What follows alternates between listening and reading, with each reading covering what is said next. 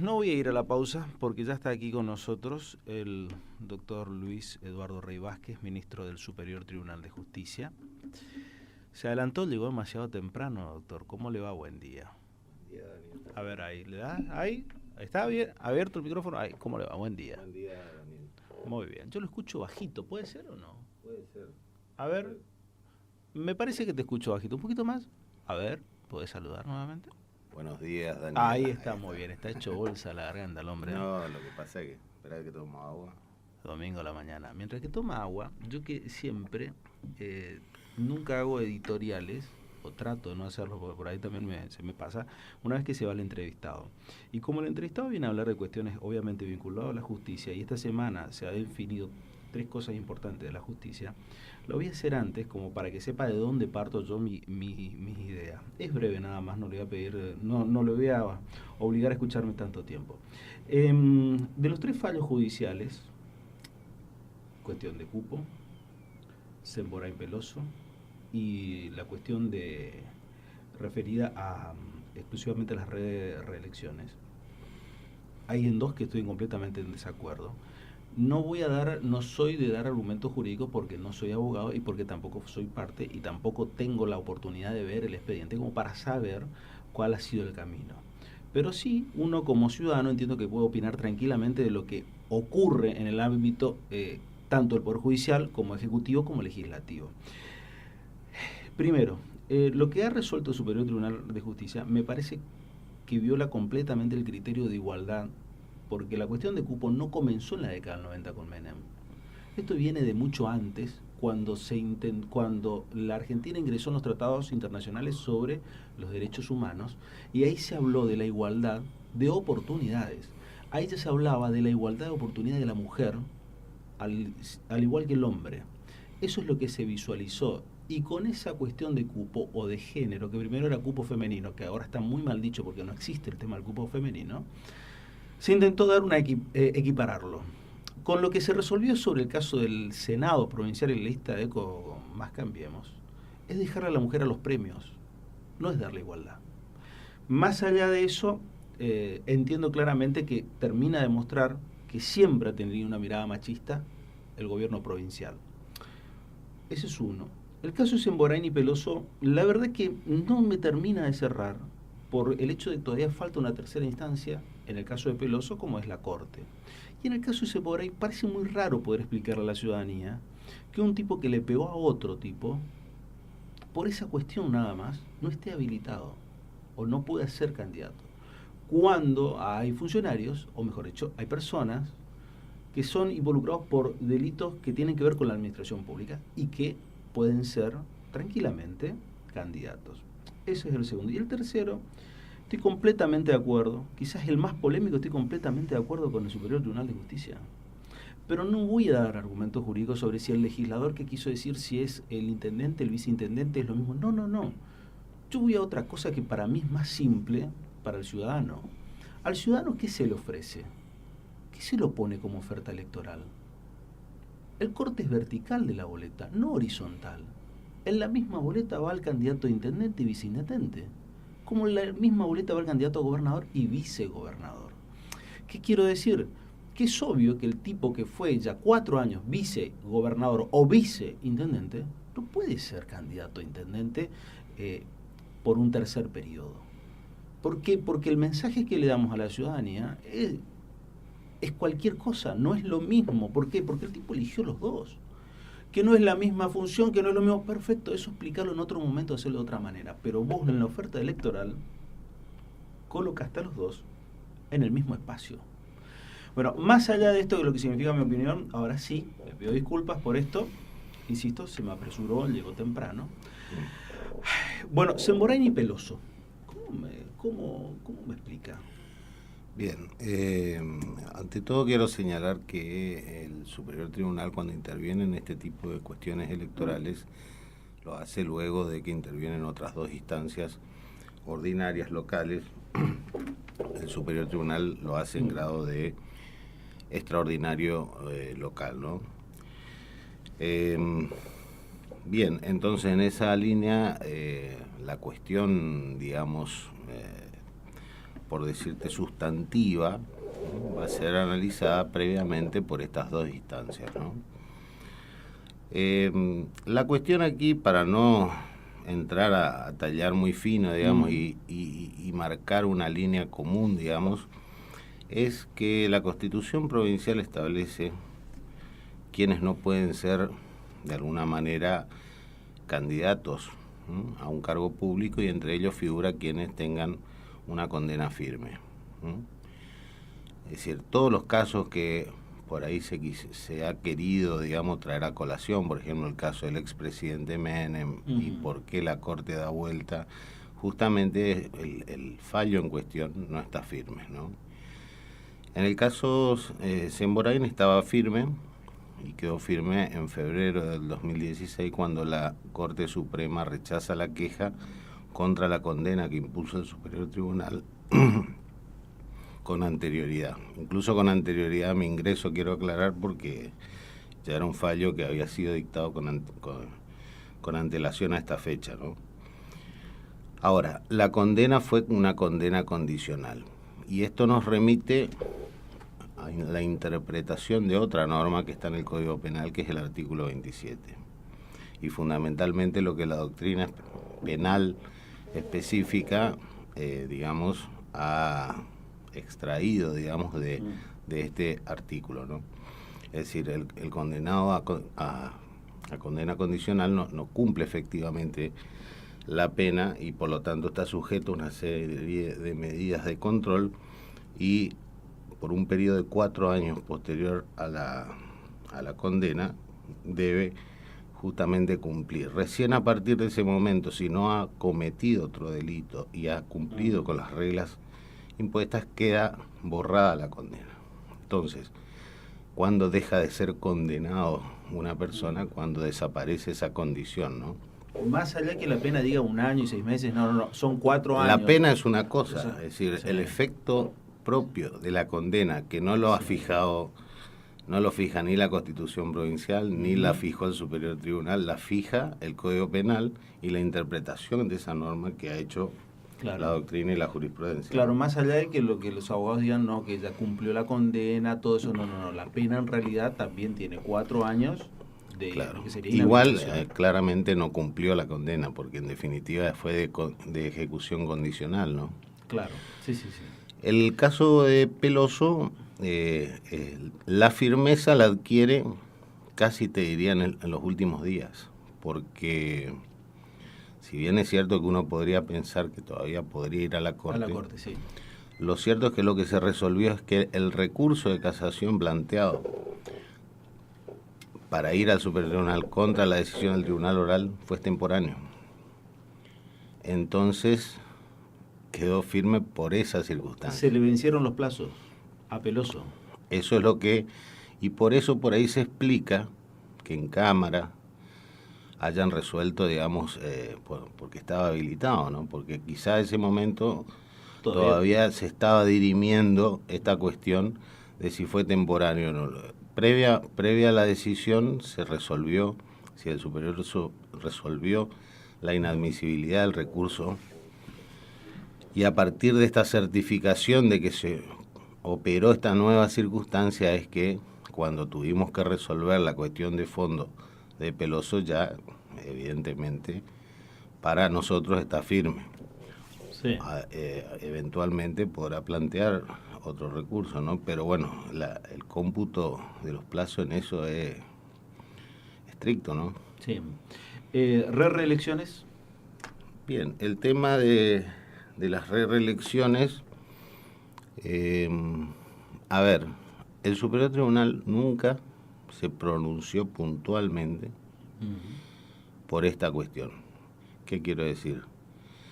La cuestión que fue sometida a consideración del Superior Tribunal hace 4 años era si el primer periodo debía ser considerado el previo o el posterior a la reforma del año 2007. Claro. Porque la norma que habilita las reelecciones, incluso esto podría uno trasladarlo al caso del gobernador, si era el primer periodo 2005-2007, 2009, dado que la reforma se produjo en el medio, o el primer periodo debía considerarse 2009-2013. Eso fue lo que resolvió. Y dado que no había una norma transitoria en la Constitución que aclarase este punto, ¿no? Como sí hubo en el orden federal cuando se reforma la Constitución del 94, ¿no? Entonces, ese fue el planteo. Entonces, como los tribunales están obligados a ceñirse al objeto, al meollo de lo que fue planteado. A lo que se le requiere. Usted tiene que definir sobre si yo le pregunto ese vaso de agua es blanco o es negro, nada más. Exacto. No puede salirse del marco de lo que se le ha sometido a decisión. Entonces, y lo que ocurrió sí es que, y la Cámara incluso así lo resolvió, en el año 2013 hubo un precedente donde la Cámara trató este punto, pero esa cuestión no llegó al Superior Tribunal, con lo cual el Superior Tribunal nunca había decidido esta cuestión. Porque devino en abstracto. Exacto. Fue el caso Alteras Desaladas. La Cámara lo que hizo fue aplicar su criterio anterior sin haber tenido un marco de referencia emanado del Superior Tribunal sobre el tema. Más allá de que habían elementos en los casos resueltos en el año 2013 que permitían avisorar una posición en este sentido. Nuevamente, no estaba yo en ese tribunal en el año 2013, pero en esta oportunidad, es una interpretación que va en línea con el principio republicano. Es decir, el principio republicano, y esto uno lo extrae de los fundamentos de la sentencia, ¿no? El principio republicano impone, entre otras cosas, la periodicidad de las funciones. La regla es entonces que los cargos deben renovarse cada 4 años y deben ser personas diferentes las que concurren, mejor dicho, para ser candidatos. Ahora, la excepción en este caso, que como toda excepción debe ser interpretada restrictivamente, establece la posibilidad de una reelección, ¿no?, por un periodo consecutivo al caso del intendente y al viceintendente, ¿tá? Ahora, si ponemos como norte el principio republicano y el principio y la regla de la periodicidad, no hay manera de interpretar esta posibilidad, esta excepción que habilita la reelección del modo que se postulaba en el planteo, es decir, que no, el impedimento está si uno va de intendente solamente y no si alterna entre la candidatura de intendente o vice, claro, porque obviamente que esta no es una solución compatible con la finalidad de la norma, porque si no, de esa manera se estaría logrando lo que la norma quiere evitar, es decir, restringir la reelección a un periodo, alternando el cargo, intendente, vice, uno podría perpetuarse eternamente. Eso, en pocas palabras, es lo que más o menos se ha resuelto, ¿no?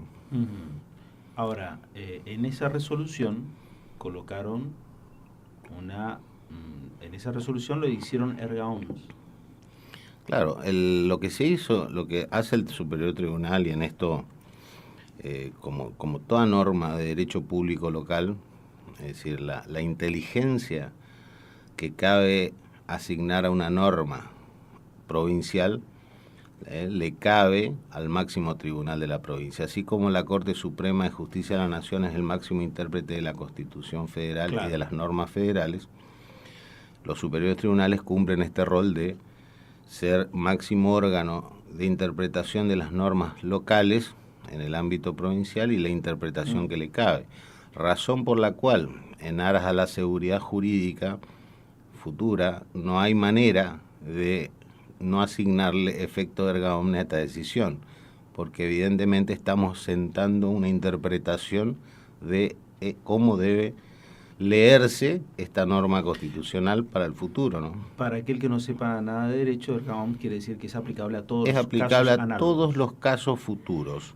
Esto para disipar algún tipo de suspicacia, no, esto fue contra alguien o contra otro, no, esto es la interpretación genuina de la norma constitucional efectuada por el máximo órgano provincial para todos los casos futuros similares que pretendan, digamos, creo yo que no los va a haber, ¿no? Pero pues, uno nunca descarta que pudieran presentarse. Entonces esto clarifica de alguna manera y aporta seguridad jurídica, ¿no?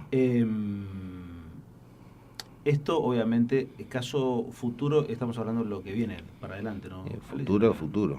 Sí, futuro es futuro. ¿Presiones políticas? Porque desde un sector se dice que tuvieron presiones políticas de un lado, el otro dice también presiones políticas de otro, que recibieron orden de eso. ¿Algo? En mi caso jamás. Y la verdad que no, es decir, nosotros como jueces sabemos que estamos expuestos a la opinión pública, a, digamos, a ciertos comentarios que se vierten por ahí o que circulan en redes y demás, pero nosotros somos totalmente inmunes a ese tipo de comentarios porque sabemos la responsabilidad que nos cabe y el alto impacto que pueden tener las decisiones, y en ese sentido tenemos la absoluta tranquilidad de espíritu y de conciencia a la hora de resolver los casos, ¿no? ¿Está tan bien que la justicia se meta en tantas cuestiones políticas? Y yo te haría otra pregunta. ¿Está bien que se forcen situaciones que uno quizá de antemano puede llegar a suponer con un mínimo de sentido común que pueden llegar a desembocar en el ámbito judicial y terminamos a veces, es decir, los jueces, teniendo que estar haciéndonos cargo de diferencias que deben ser resueltas en el ámbito político, ¿no? ¿No hace falta acá un sinceramiento de la clase política y una ley electoral distinta? Probablemente sí. Probablemente sí. Bueno, esto es responsabilidad de los poderes políticos plantear caminos, alternativas para evitar el alto índice de conflictividad que se está viendo en los últimos tiempos en temas electorales, ¿no? Estuvo Germán Garabano acá. Sí. Y habló nuevamente de la justicia 2020. ¿Qué significa la justicia 2020? Digo, en términos rápidos, no rápidos, pero ¿qué le puedo decir yo al ciudadano común y corriente? Mirá, la justicia 2020 te va a solucionar los problemas. ¿Qué es justicia 2020?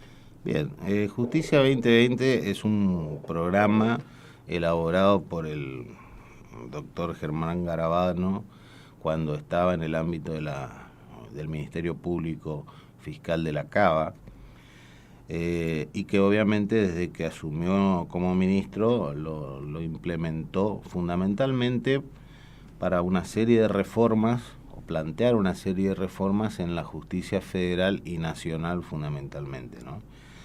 Pero obviamente con una serie de criterios o de principios rectores que pueden claramente ser tomados por las distintas provincias, por los poderes judiciales provinciales, muchos de los cuales contribuyen necesariamente a una mejora en la calidad del servicio de justicia. Yo podría mencionarte algunos puntos que tengo aquí a mano, digamos, acerca de cuáles fueron los ejes.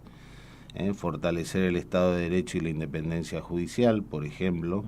Para eso en el ámbito federal se plantearon reformas a la ley del Consejo de la Magistratura, reforma a la ley del Ministerio Público Fiscal, reforma a la ley de designación de jueces subrogantes, un fortalecimiento institucional del sistema judicial, por ejemplo, sanciones de leyes de acceso a la información pública, garantizar la autarquía del Poder Judicial, otro vinculado a los procesos penales efectivos, rápidos y transparentes que garanticen la sanción de los delincuentes y su reubicación social.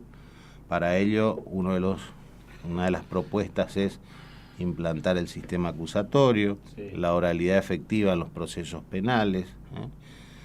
En fin, y el tema de la oralización, trasladarla también a otro tipo de procesos, establecer procedimientos específicos en materia de flagrancia, temas vinculados al acceso a la justicia, por ejemplo, redefinir los horarios de atención de la labor judicial. Recordarás que por ahí salió en un momento la la idea de suprimir las ferias judiciales. No sé si esto es conveniente, pero lo cierto es que desde el Superior Tribunal lo que hicimos fue expandir al máximo la actividad judicial, o sea, hasta fines de diciembre, y no como se hacía antes, previo a Navidad, ya se cortaba, ¿viste? Sí, hay tres cosas que me quedé en el medio. Primero, una opinión, la oralidad, ¿cómo simplifica el tema? Sí. A ustedes las audiencias, eso que tienen con los conflictos de poderes entre intendente y municipio, ¿cómo simplifica la historia? Eso termina definiendo todo ahí. Es mucho más fácil. Es mucho más fácil. Recuerdo, bueno, un par que tuvimos, incluso en acciones de amparo, tuvimos un tema de salud muy delicado, y que hicimos una audiencia con todos los profesionales médicos en ese ámbito. La verdad que eso clarificó muchísimo la cuestión, cosa que uno quedándose en los papeles muchas veces no logra tener la impresión que le da el contacto directo, ¿no?, con la situación. Yo también comparto eso, porque he visto muchas veces las audiencias públicas y las audiencias, ni que hablar del tema de penal, obviamente, que ya tiene otro tipo de dinámica, pero ¿cómo soluciona todo? Así es. Los empleados están que trinan, les quitan beneficios, le hacen trabajar más, le quitan beneficios de licencias, dice que solamente se pueden tomar dentro del año, lo que tiene que ver con los compensatorios. Bueno, cuestiones puntuales por ahí no te voy a responder. Lo único que te voy a decir es que nosotros tenemos que ver la manera de responder a la sociedad, de dar respuesta, de agilizar los trámites, y si para eso tenemos que trabajar un poco más, que tampoco es una cuestión exagerada, es simplemente poner límites, poner coto a determinadas cuestiones que por ahí conspiraban justamente con la eficiencia. Bueno, esto también se busca en el perfil del empleado, tanto al que aspira como al funcionario o al juez, es decir, el perfil que debe tener evidentemente apunta a que esté dispuesto, digamos, a tener claro de que lo que hacemos es prestar un servicio, y necesitamos dar una respuesta que sea temprana, que sea oportuna, y obviamente que tenemos muchas necesidades, tanto edilicias, estructurales, presupuestarias, pero bueno, lo importante es que desde cada uno desde nuestro lugar hagamos lo necesario para ir en esa línea, ¿no? Como periodista siempre tengo que reclamar lo mismo, el acceso a la información pública. Es verdad que ha habido una pequeña evolución en algunos magistrados, pero cuesta mucho, cuesta muchísimo que el magistrado entienda esto. Es más, el Colegio de Magistrados este año sacó 2 comunicados criticando a los medios de comunicación que criticaban el desarrollo de los jueces. Yo debo reconocer que con muchos jueces con los cuales tengo diálogo no tienen ningún tipo de inconveniente de recibir las críticas. De hecho, acá en esta misma mesa, antes de comenzar, marqué mi serie de diferencias de los 3 fallos que usted mismo firmó. 2 de ellos no estoy de acuerdo, estoy criticando como ciudadano. Lo dije de entrada, por eso digo, yo reconozco que hay jueces, como su caso, como el doctor Panseri en el ámbito del Superior Tribunal de Justicia, que tienen otro tipo de apertura, pero dentro del Poder Judicial todavía cuesta y mucho eso. El tema de la transparencia, yo quiero marcar que a lo que es el acceso a la información, fundamentalmente la página web del Poder Judicial es una página muy abierta, es decir, uno puede acceder a nuestros fallos prácticamente en el día en que han sido notificados, ¿no? De igual manera con las decisiones administrativas que toma el Superior Tribunal también están cargadas. A partir de este año se han incluido también las cámaras de apelación, es decir, hoy uno puede acceder a los fallos de las cámaras y de los tribunales orales, no solo de Capital, sino de todo el interior. Claro. Es decir, estamos en un paulatino crecimiento en lo que hace a la difusión y a la apertura de información, cosa de que no haya ningún tipo de dudas, ¿no? Pero bueno, yo lo tomo como aportes, es decir, las críticas los tomo como aportes para seguir mejorando, ¿no? Es que en realidad es eso, porque uno de este lado no es que está pretendiendo dinamitar el Poder Judicial, ni tumbar ni un juez, ni un fiscal, ni un ministro. A mí no me interesa eso, me interesa que la eficiencia del sistema, nada más para, especialmente aquellas personas que van y caen en el problema o no saben qué hacer La eficiencia del sistema, exclusivamente me parece que pasa por ahí, y por ahí el juez cree que es un ataque de índole personal. Bueno. Uno mira eso muchas veces de lo que pasa. Cuando hablamos de Justicia 2020, cuando hablamos de eso, y habló el tema de los lugares y el ámbito, ¿también se replantean cómo va a funcionar el Poder Judicial los próximos años? Dicen, nosotros acá a 10 años no podemos seguir, por ejemplo, con ese edificio de tribunales de San Juan y 9 de Julio. ¿Se plantean eso? Totalmente. Es decir, uno de los ejes también tiene que ver con la instauración de una ciudad judicial. Es decir, lo que pasa es que nosotros tenemos que pensar no solamente para los últimos 20 años, sino en lo posible para 100 años o más. Es decir, no podemos estar trasladándonos de una y después resulta que nos quedamos cortos, es decir, nos quedamos chicos, porque si uno traslada, lo ideal sería poder trasladar todo, ¿no? Porque claro, si uno ya empieza a fraccionar, seguimos en la misma, ¿no? O sea que, de hecho, una de las políticas que se viene implementando en el Poder Judicial es las construcciones de inmuebles, es decir, hacerlo en edificios propios, es decir, no claro. en sedes alquiladas, incluso logrando donaciones por parte de los municipios en el interior del inmueble, del predio por donde se va a realizar. Acá en Capital le dieron el predio de Santa Catalina. Tenemos también, esa es una alternativa que la estamos evaluando, no obstante, lo que te decía recién, es decir, me parece que por ahí no sea cosa que nos quedemos cortos en poco tiempo, es decir, a lo mejor resuelve el problema en los próximos 20, 25 años, pero ¿y qué pasa después? Es decir, si vamos a tomar una decisión, sería lo ideal sería que lo hagamos pensando en 2, 3, 4 generaciones más. ¿Lo de Santa Catalina está cerca o está lejos de decir vamos para allá o se va parte para allá? Que No, bueno, la verdad que estamos evaluando, no te podría anticipar qué va a ir, si va a ir o no. También deben resolverse algunos temas de conectividad, es decir, los accesos a esa zona deberían culminarse o ver de qué manera descomprimir el tránsito, porque Maipú realmente va hoy ya es una avenida. Es dificilísimo. Imagínate cuando esté todo habilitado, por ahí va a ser peor, va a ser peor. ¿Se replantean el sistema de los horarios a la hora del trabajo del Poder Judicial? A ver, no necesariamente, aunque uno sabe que uno trabaja en principio de 7 a 1, pero que uno está a disposición las 24 horas, es decir, el ir a la tarde a trabajar es una práctica constante prácticamente en todos los tribunales, digamos. Esto es una cosa que pero que tiene que ver, nosotros lo que hicimos sí fue reducir o ampliar, mejor dicho, si se quiere, la atención durante las ferias judiciales. Sí, es decir, también. Que antes era de 8 a 11, sí. Bueno, ahora se hizo de 7 a 13 como corresponde, ¿no?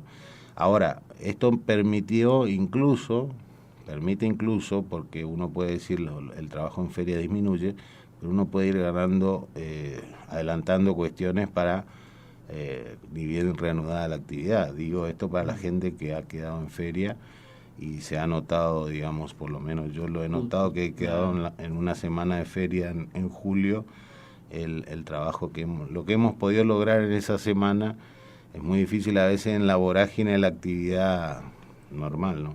Doctor, gracias por venir. Muchas gracias a usted por la invitación. No, por favor. El ministro Superior del Tribunal de Justicia, el doctor Luis Eduardo Rey Vázquez, aquí en estudios, ratificando también lo que decía hace minutos nada más. La figura como el doctor Rey Vázquez, como el doctor Eduardo Panzeri, siempre son muy abiertos a la requisitoria periodística.